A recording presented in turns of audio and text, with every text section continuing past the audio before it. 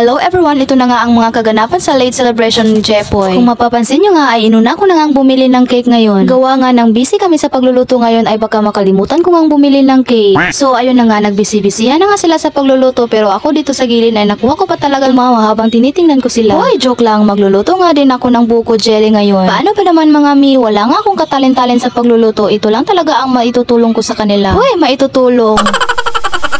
Sinunod ko na nga lutuin itong dessert, IB. Hindi ko na ipapakita kung paano ko ginawa kasi sobrang basic nga lang yan. Aba, napakabait pa naman itong mga baby boys namin. Sila na nga ang tumulong sa pagbiyak ng buko pati sa pagluluto. Hindi ko na nga ipapakita sa inyo kung anong niluto namin ngayon dahil halos manok lang yung ulam. So ayun, fast forward na lang tayo at dito nga ay papunta na nga kami dito sa dagat. Medyo malayo nga ang dagat sa amin kaya ayan, pagkatapos nga naming magluto ay dumiretso na nga kami sa pagbiyahe. Ilang minuto nga lang ang binahe namin at ayan, nandito na nga kami. Sobrang swerte nga naman namin ngayon dahil napakaganda ng panahon at maganda nga rin yung view dito. Kaya lagi kaming pabalik-balik dito. Ito na nga ang handa namin lahat. Hindi nga gaano karami pero sobrang blessed na nga namin dyan. Nagluto pa nga sila ng baboy dyan at ayan, si Jepoy nga ay atat na maligo ng dagat pero sabi ko nga sa kanya ay mamaya na dahil sobrang init pa talaga. Pero hindi ka magpapahuli itong auntie nyo. Umupo nga muna ako dito sa may gilid ng dagat at ayan, nagmuni-muni nga muna ako dyan sa view ng dagat. Ay sobrang ganda nga talaga. Nakakawala nga ng stress. Hindi nga gaano karami ang handaan namin ngayon pero okay lang yan, at least may pa-family bonding kami ngayon. Minsan na nga lang kasi kami magkaroon ng family bonding kasi napaka-busy ng mga person. Hoy, busy-busyhan.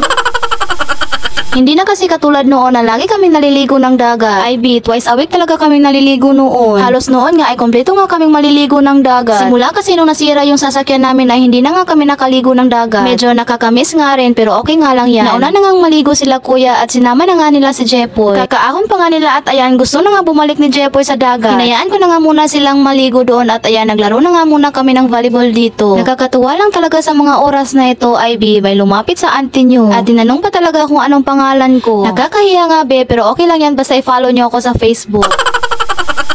Ay, for the go talaga yung auntie nyo dyan. Nakakatawa nga lang nung lumapit siya sa akin, nanginginig siya sa takot. Hoy hindi ako nangangagat.